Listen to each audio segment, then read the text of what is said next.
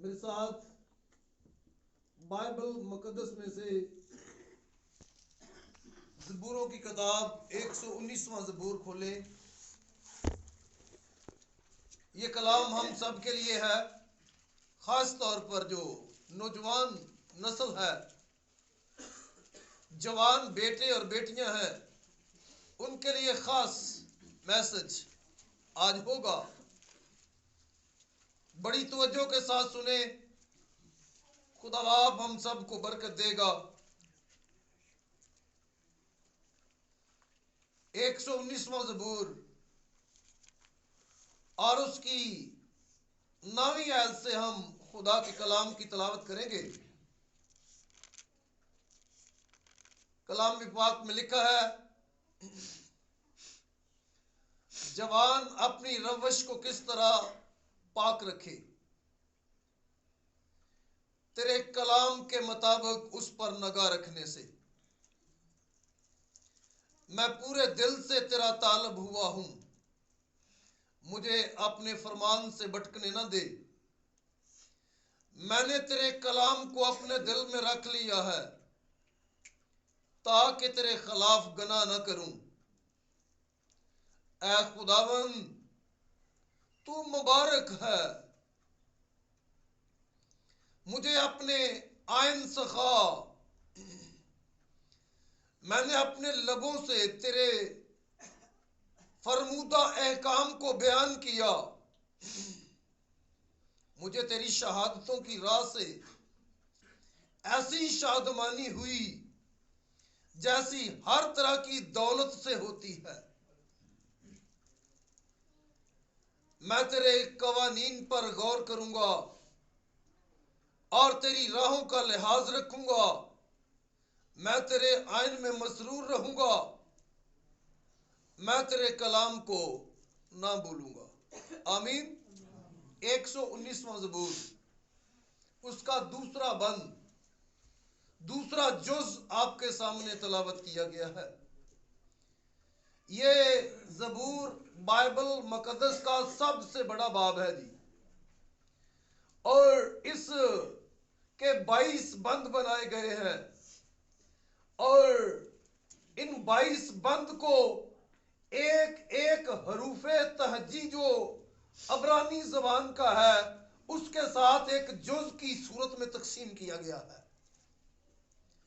इब्रानी जबान की अलफ़े जो है उसके 22 हरफ हैं, और 119वें ज़बूर को भी 22 जुज के अंदर तकसीम किया गया है।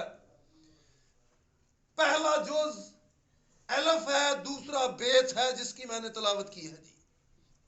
और इस दूसरे जुज के अंदर खुदा के कलाम में खुदा ने अपने बंदा दाऊद की मार्फत नौजवानों के साथ एक सवाल किया है, नौजवानों के साथ एक बात हुई है। नौजवान नस्ल को एक बात पूछी गई है और दूसरे हिस्से में उसका जवाब दिया गया है। लिखा है कि जवान अपनी रवश को किस तरह से पाक रखे। नौजवान बेटे और बेटियां जो हैं, नौजवान नस्ल जो है, उनके साथ खुदा के कलाम में एक सवाल पूछा जा रहा है कि वो अपनी रवश को, अपने तौर तरीके को, अपने रवैये को, अपने चाल चलन को किस तरह से पाक रख सकते हैं।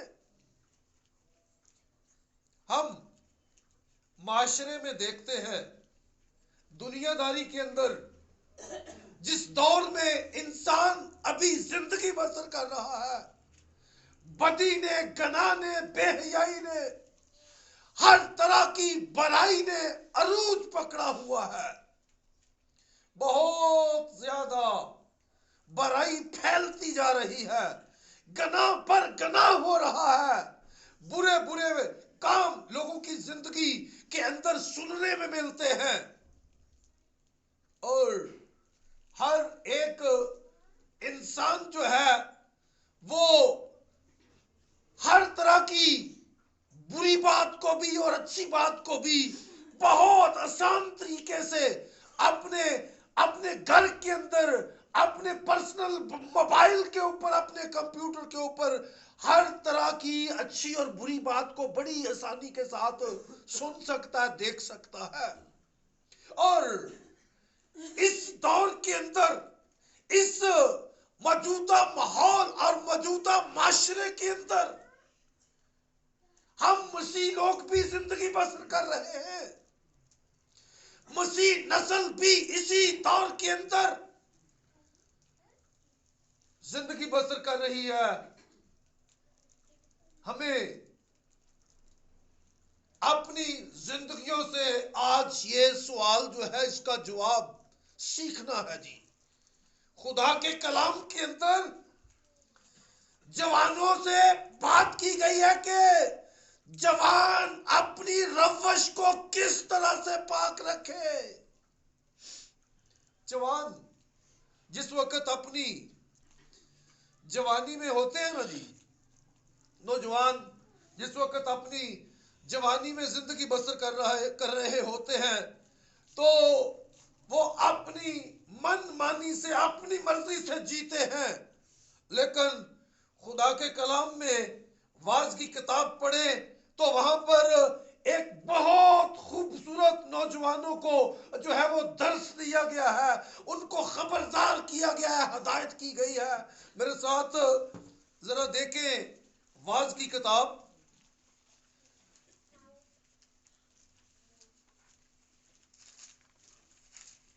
वाज की किताब उसका 11वें बाब की 9वीं आयत से पढ़ूंगा। 11वें बाब की 9वीं आयत से लिखा है, ऐ जवान तू अपनी जवानी में खुश हो और उसके अय्याम में अपना जी बहला और अपने दिल की राहों में और अपनी आंखों की मंजूरी में चल। लेकिन याद रख कि इन सब बातों के लिए खुदा तुझको अदालत में लाएगा। बस गम को अपने दिल से दूर कर और बदी अपने जिस्म से निकाल डाल, क्योंकि लड़कपन और जवानी दोनों बातिल हैं और अपनी जवानी के दिनों में अपने खालिक को याद कर, जिसने तुझे पैदा किया है, जिसने तुझे जवानी दी है, जिसने तुझे बड़ा किया है। अपनी जवानी में उसको याद कर, जबकि बुरे दिन हनूज नहीं आए और वो बरस नजदीक नहीं हुए जिनमें तू कहे कि इनसे मुझे कुछ खुशी नहीं, अभी तू जवान है। यहां पर नौजवानों को यह कहा गया कि तू अपनी जवानी के अंदर अपना जी बहला, खुश असलूबी से अपनी जिंदगी बसर कर, जिस तरह से तेरा जी चाहता है जी। लेकिन याद रख कि इन सब बातों के लिए तुझे एक दिन खुदा के सामने पेश होना पड़ेगा, इनका हिसाब देना होगा।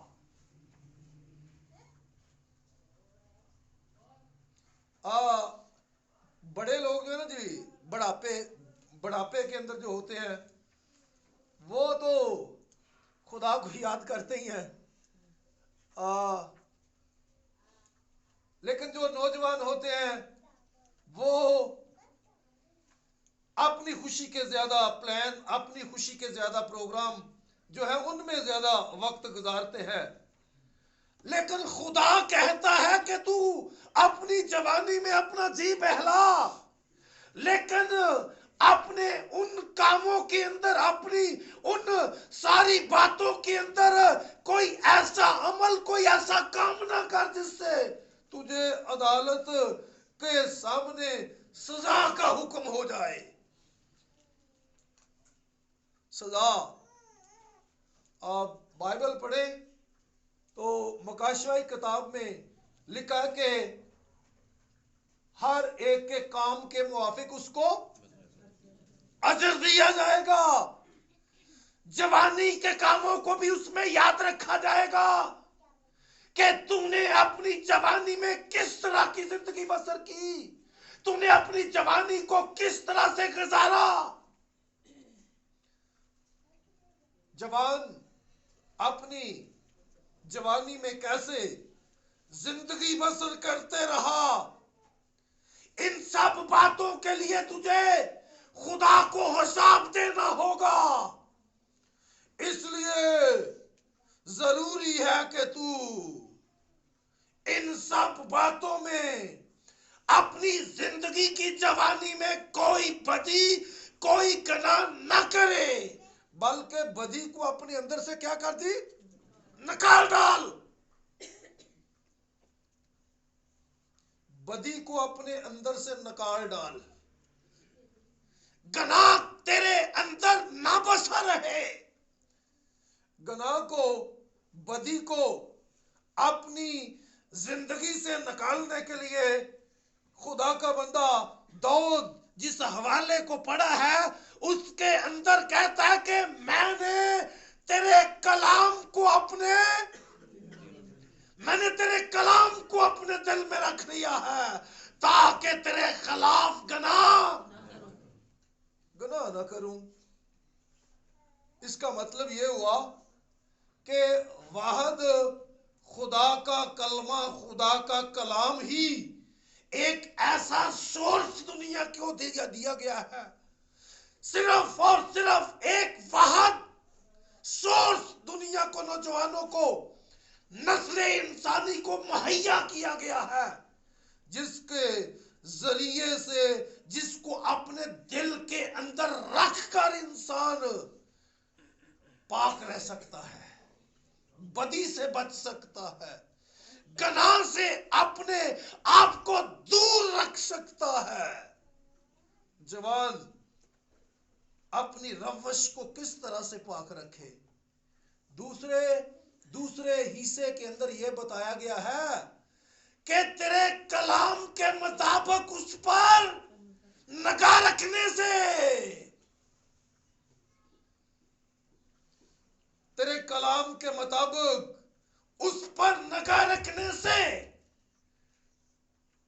जब तेरी निगाह, तेरी आंखें कलाम पर लगी होंगी तो तू बदी से, गुनाह से बच सकता है। जवानी की जिंदगी जो है उसमें तू पाक रह सकता है। अपनी जिंदगी को तू, अपनी जवानी को तू दूसरों के सामने अच्छे तरीके से, अच्छे अल्फाज में पेश कर सकता है। पौलुस रसूल एक नौजवान खादम को बड़ी ही खूबसूरत हदायत करता है। निकाले जरा थिमोथियस का खत, थिमोथियस के नाम पौलुस रसूल का खत,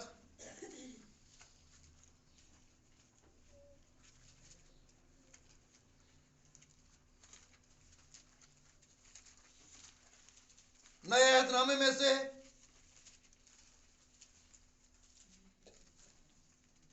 थिमोथियस के नाम पौलुस रसूल का खत,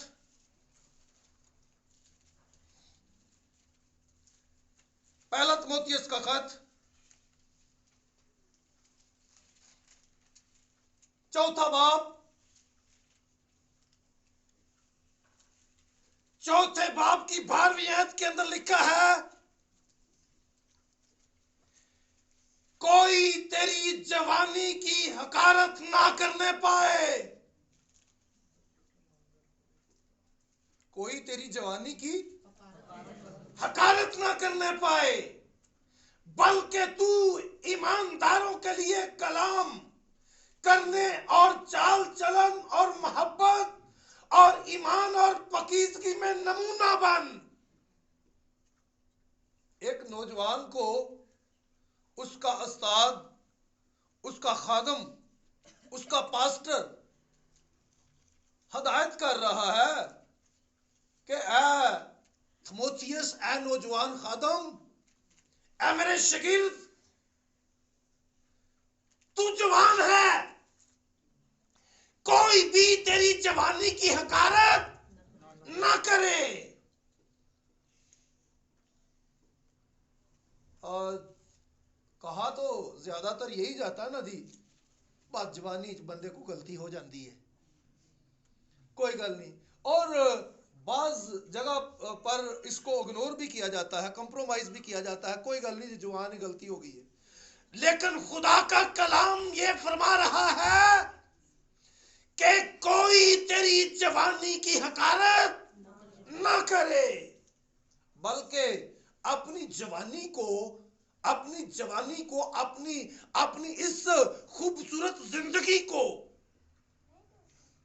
इंसान बचपन में भी जो है वो बच्चों जैसा होता है, और बुढ़ापे में भी उसकी जिंदगी जो है ना जी, उसकी शक्ल सूरत बदल जाती है।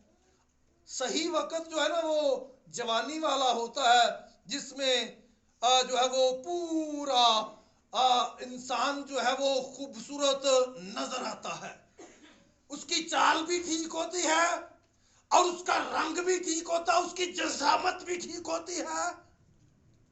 और ऐसी सूरत हाल में खुदा के कलाम के अंदर पौलुस रसूल थिमोथियस को ये खबरदार कर रहा है, ये हदायत कर रहा है कि कोई तेरी जवानी की हकारत ना करे, बल्कि अपनी जवानी को दूसरों के लिए एक ऐसा नमूना बनाकर पेश कर कि उसमें क्या क्या पाया जाए जी, ईमानदार लोगों की तरह का रवैया। सबसे पहले उसको बताया गया है कि तू ईमानदारों के लिए कलाम करने और चाल चलन और मोहब्बत और ईमान में और पाकीज़गी में नमूना बन। नौजवान को, बेटियों को भी और बेटों को भी अपनी जवानी में ईमानदार होना चाहिए, ईमानदारों की सी जिंदगी बसर करनी चाहिए, और चाल चलन ऐसा मोहब्बत और ईमान और पाकीज़गी वाला हो कि हर कोई कहे कि हमने असदक की तरह का बनना है, हमने गुलफाम की तरह का बनना है, हमने नमान की तरह का बनना है।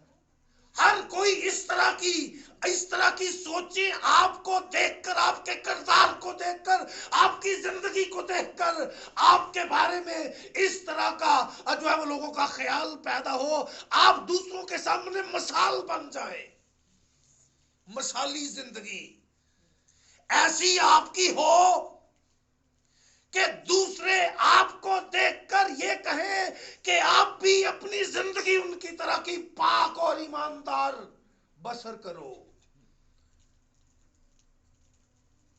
फिर हमारी जिंदगी फिर इससे जाहिर होगा। बल्कि एक और इसी किताब दूसरे थिमोथियस का भी एक हवाला देखें जी। पौलुस ने थिमोथियस के दूसरे खत के अंदर भी दूसरे बाब की 22वीं आयत से एक बात की है। थिमोथियस का नाम दूसरा खत दूसरा बाब 22वीं आयत से लिखा है,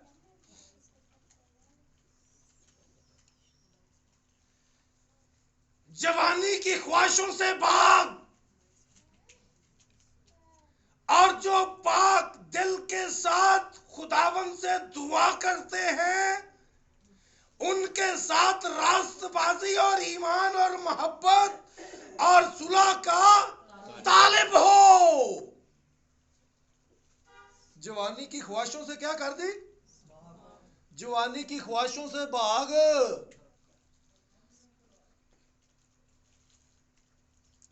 बल्कि अपनी जवानी की ख्वाहिशों को खत्म कर दे, मार दे। पौलुस रसूल रोमियो की कलीसिया को 6वें बाब के अंदर लिखते वक्त जो है वो पकीजगी के बारे में एक बात करता है, जो मुआ वो गुनाह से, जो मुआ वो गुनाह से बरी हुआ। पाक होना है ना जी। पाक उस वक्त होंगे जिस वक्त गुनाह हमारी जिंदगी से, गुनाह के एतबार से जिस वक्त हम मर जाएंगे, जिस्मानी ख्वाहिशों के एतबार से जिस वक्त अपने आप को मार देंगे, और मसीह के एतबार से अपने आप को जिंदा करेंगे। ये नौजवानों को हिदायत की जा रही है जी, तवज्जो के साथ सुने कि हमें जवानी की हालत में जवान अपनी रवश को किस तरह से पाक रख सकता है। जवान ने अगर अपनी रवश को पाक रखना है तो जवानी की ख्वाहिशों से किनारा करे। जवानी में तो बड़े दिल में ख्याल आते हैं, जवानी में तो बहुत बंदे की पसंदें होती हैं, जवानी में तो बड़े बड़े उल्टे सीधे ख्यालात जहन के अंदर आते हैं।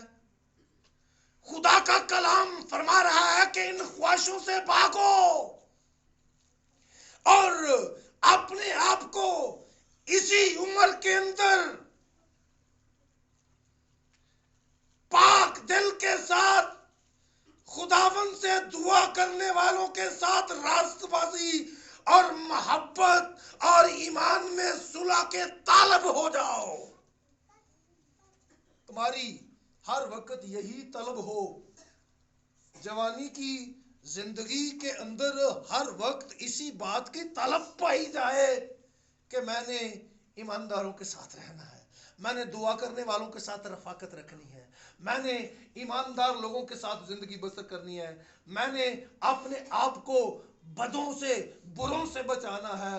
ज़बूर पहला पढ़े तो उसमें पहले ज़बूर के अंदर पहली आयत के अंदर बड़ी खूबसूरत बात जो है वो की गई है।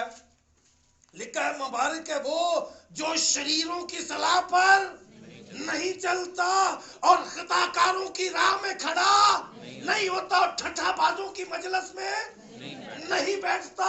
और पौलुस रसूल करंथियों के खत के अंदर ये फरमाता है कि बुरी सोबतें अच्छी आदतों को बिगाड़ देती हैं। बुरी सोबतें तो अच्छी आदतों को भी बिगाड़ कर रख देती हैं। तो लिहाजा जरूरी है कि हम अपनी जवानी में बुरी ख्वाहिश कोई अपने अंदर ना आने दें। बुरी ख्वाहिश शरीयत में यह कहा गया था कि जब तक तू कोई अमल कर नहीं लेता उतनी देर तक गुनाह तेरी जिंदगी पर लागू नहीं होगा। लेकिन मसीह यीशु ने फरमाया कि जब तूने किसी के बारे में बुरी सोची अपने ज़हन के अंदर, अपने दिल के अंदर पैदा कर ली, तो समझो कि तुम गुनाह कर चुके। जवानी में अपने आप को इस तरह का पाक रखना एक मसीही के लिए जरूरी है जी।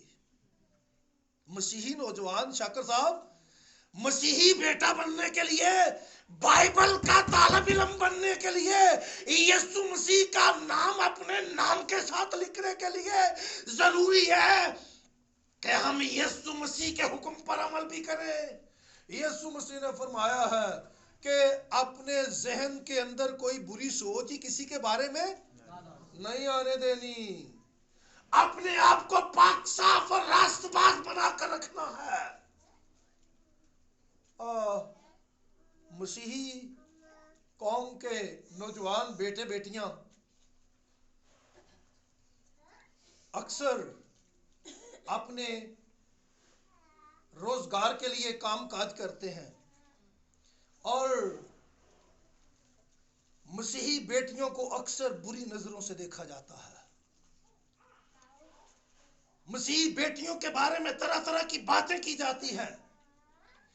मैं बड़े ईमान के साथ, बड़ी दलेरी के साथ ये यहां पर खड़ा होकर कहता हूं कि अगर कोई बेटी, कोई बेटा अपने आप को इस कलाम के ताबे कर ले तो कभी कोई बुरी नजर उसके बारे में नहीं उठ सकती। शैतान अपने मंसूबों के अंदर ही फेल हो जाएगा, हलाक हो जाएगा, मारा जाएगा। जवान अपनी रवश को किस तरह से पाक रखे, तेरे कलाम के मुताबिक उस पर निगाह रखने से तेरी आंखें जो हैं वो किस पर लगी रहे जी? तेरी आंखें, तेरी निगाह, तेरी आंखें, तेरी निगाह, तेरा दिल, तेरी सोच खुदा के कलाम पर लगी रहे।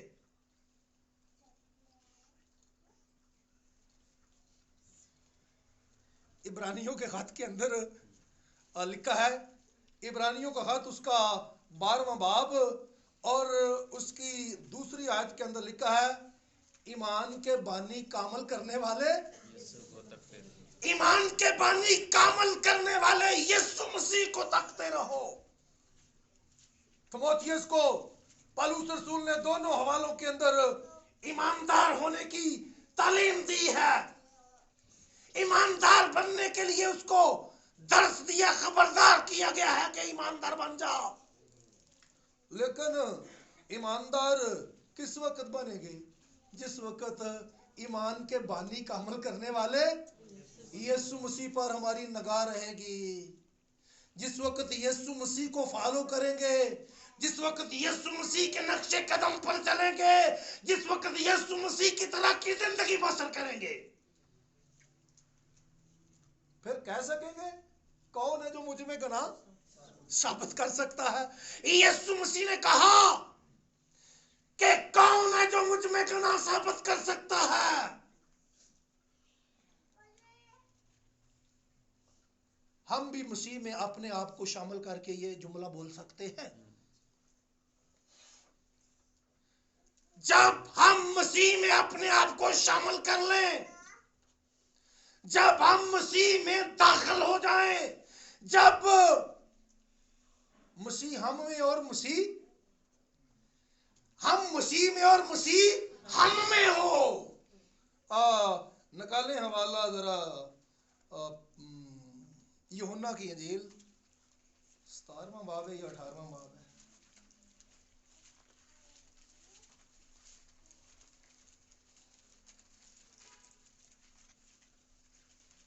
यूहन्ना की इंजील उसका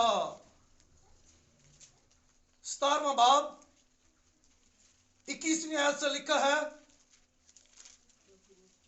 ताकि वो सब एक हूं,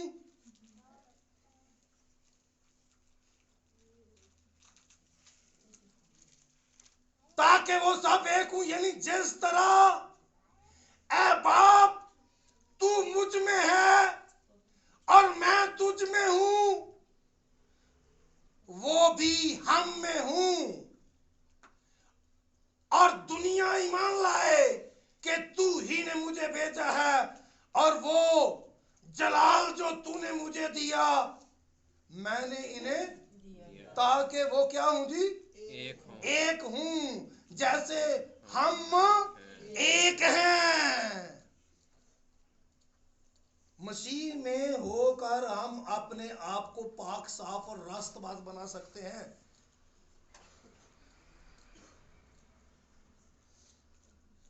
मसीह को खुदा ने इस जमीन पर भेजा, यीशु मसीह को खुदा बाप ने इस जमीन पर भेजा, और उसको ठीक जवानी की हालत में, जिस वक्त वो 30 साल का जवान लड़का था, कलीसियाओं के अंदर, दुनिया के अंदर भरपूर इस्तेमाल किया। हजारों की तादाद में लोग, मर्द और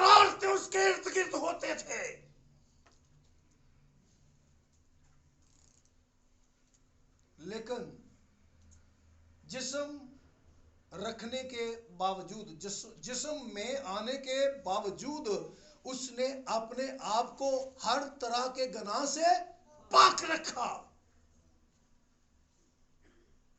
हमें यीशु मसीह के नक्शे कदम पर चलना है। ऐसा बाद लोग कहते हैं जी खुदा जो है, खुदा जैसा कोई नहीं बन सकता। इवन यहां पर कहा जाता है कि जी इंसान को फरिश्ता तो नहीं ना कि गुनाह ना करे, गुनाह तो हो जाता है, लेकिन कलाम फरमाता है कि हम अपने आप को यीशु मसीह में शामिल करके पाक साफ और रास्तबाज रख सकते हैं।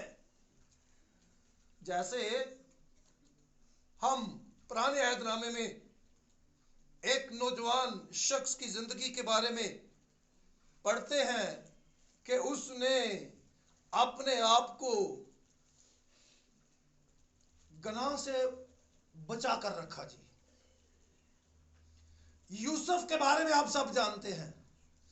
पैदाइश की किताब के अंदर हमें खुदा के बंदा यूसुफ के बारे में बताया गया है कि यूसुफ जिस वक्त अपने भाइयों के हाथों बेचा गया और मिस्र में चला गया, और मिस्र में जाकर इस्माइलियों ने उसे एक हाकिम पोतीफर को बेच दिया और वो उसके घर के अंदर गुलाम बनकर रहा। और जिस वक्त वो अपने मालिक के घर के अंदर गुलामाना जिंदगी बसर कर रहा था, तो कलाम फरमाता है कि पोतीफर के हर एक काम के ऊपर क्या आनी शुरू हो गई? जी बरकत आनी शुरू हो गई। पोतीफर का हर एक काम जो था तरक्की करना शुरू कर दिया। और यूसुफ उस वक्त एक नौजवान खूबसूरत लड़का था, और उस मालिक की जो बीवी थी वो यूसुफ को बुरी नजरों से देखने लगी, यूसुफ को बुरे बुरे मशवरे देने लगी, लेकिन यूसुफ ने उसकी एक भी बात को ना माना। जवानी की हालत में अपने आप को बचा कर रखा, गुनाह के साथ कंप्रोमाइज नहीं किया, बदी की ऑफर होने के बावजूद भी बदी के अंदर अपने आप को इन्वॉल्व नहीं किया। अपने आप को क्या रखा? जी वो उस औरत को कहता है कि मैं क्यों खुदा का गुनाहगार हूं, मैं क्यों गुनाह करूं, ऐसा अमल करके मैं खुदा का गुनाहगार हूंगा, खुदा का गुनाह करूंगा। कोई पकीजगी का कलाम, कोई खुदा का खौफ उसके जहन में, उसके दिल के अंदर था। उसने अपने आप को सजा के लिए पेश कर दिया है, लेकिन गुनाह से अपने आप को अलूदा नहीं होने दिया, अपने आप को गुनाह से पाक रखा है।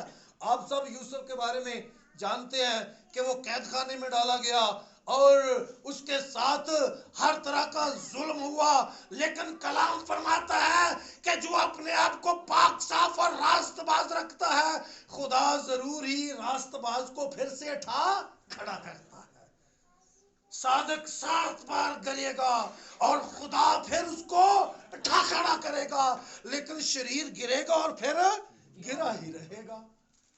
शरीर फिर उठ नहीं सकता, वो अपनी शरारत में ही मर जाता है, अपनी शरारत के अंदर ही अपनी जिंदगी बर्बाद कर लेता है। हम कलामे खुदा पढ़ें तो दानियल की किताब के अंदर हमें सदरक, मीसक और अब्दुन्नजू के बारे में भी पता चलता है कि उन्होंने मूरत को सजदा नहीं किया, मूरत को सजदा नहीं किया, वो खुदा को सजदा करने वाले थे। उनको मूसा के 10 हुक्म आते थे कि खुदा ने हुक्म दिया है कि मेरे हुजूर गैर मबूतों को सजदा ना करना, ना मानना। अपने आप को गुनाहगार नहीं होने दिया, अपने आप को गुनाह से बचा कर रखा है। सजा से नहीं डरे, आग की भट्टी से नहीं डरे कि आग की भट्टी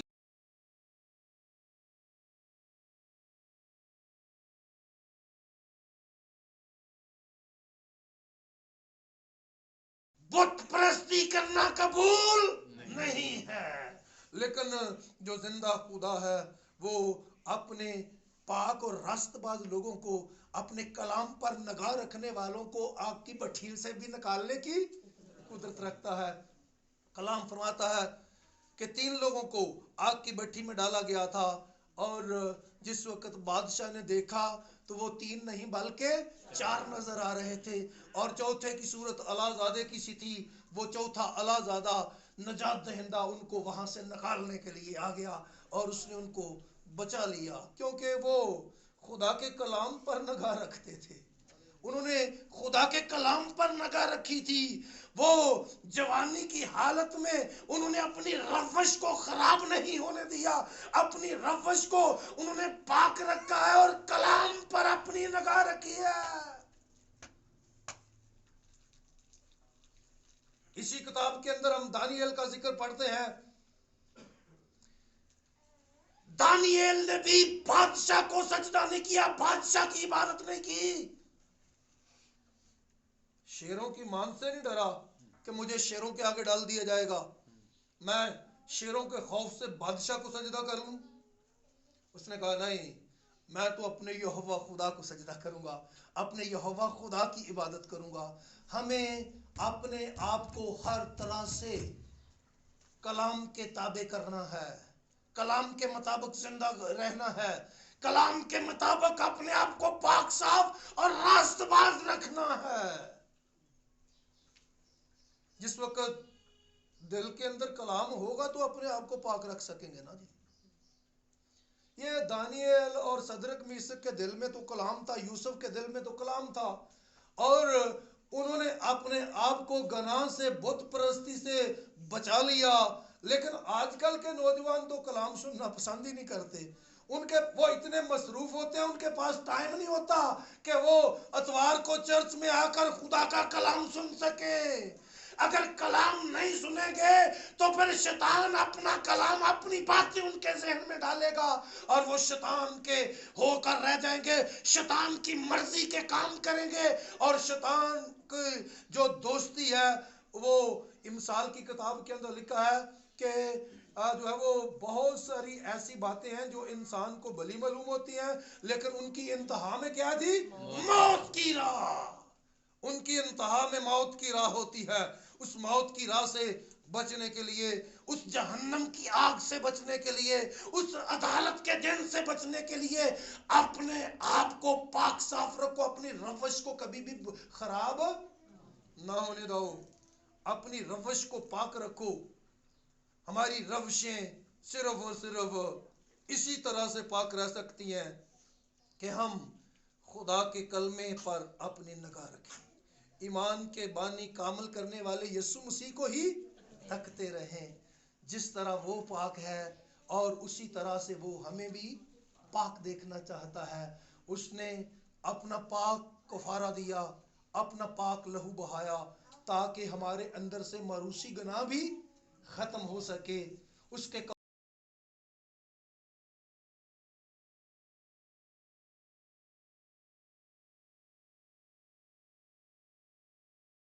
यूहन्ना के खत के अंदर लिखा है, यीशु का लहू हमें तमाम गुनाहों से पाक करता है। यीशु का लहू हमारे गुनाहों को ढांप देता है, और जिस वक्त हमारे गुनाह, हमारी नाराजगी, हमारी हमारी सारी बदी उसके गुनाहों के नीचे ढांप दी जाती है, तो खुदा फिर हमारे गुनाहों को कभी याद, हमारे गुनाहों का हिसाब नहीं करता, उनको कभी याद नहीं करता। और पौलुस कहता है हमें खुदा की तरह के पाक होना चाहिए, खुदा की तरह के पाक बनो। लिखा है कि पकीजगी को कमाल तक पहुंचाओ। यीशु मसीह ने फरमाया है कामल बनो जिस तरह से तुम्हारा आसमानी बाप ये कैसे बने, कैसा है ये, कैसे होगा ऐसे? कामल बनो जिस तरह से तुम्हारा आसमानी बाप। भाई खुदा बाप की तरह के कामल कैसे बनोगे? अगर अपने आप को गुनाहगार कहोगे, अगर अपनी रविशों को गुनाहगार रखोगे, अगर गुनाह के साथ कंप्रोमाइज करोगे, अगर इमसाल की किताब के अंदर जिस तरह से बुरी औरतों के बारे में कलाम में फरमाया गया कि वो अपनी चिकनी चुपड़ी बातों में फंसाकर इंसान को बर्बाद कर देती है, अगर इस तरह की बातों में आ जाओगे तो बाप की तरह के कामल तो नहीं हो सकते। बाप की तरह के कामल होना है तो उसके बेटे यीशु की तरह के बनो, उसके बेटे यीशु की तरह की पाक जिंदगी बसर करो, ताकि जैसा बाप उसी तरह का उसका बेटा हो। हम उसको क्या कहते हैं? हमारे भाई बाप की औलाद को भी बाप की तरह के होना चाहिए, ताकि आगे की जिंदगी हमारी और हमारे बाप की एक जैसी गुजरे। और फिर हम ये दावा कर सकते हैं,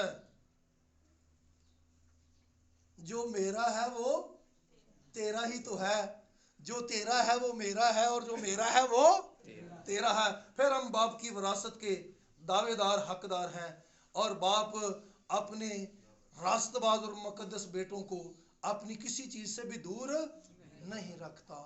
आए अपने सरों को झुकाएं और दुआ करें, और आज अपनी अपनी जिंदगियों पर गौर करें कि हम किस रवश में जिंदगी बसर कर रहे हैं, हम किस ट्रैक पर चल रहे हैं, हम किस तरह से अपने आप को इस जमीन के ऊपर रखे हुए हैं। क्या हमारी रवशें खुदा के कलाम के मुताबिक पाक हैं?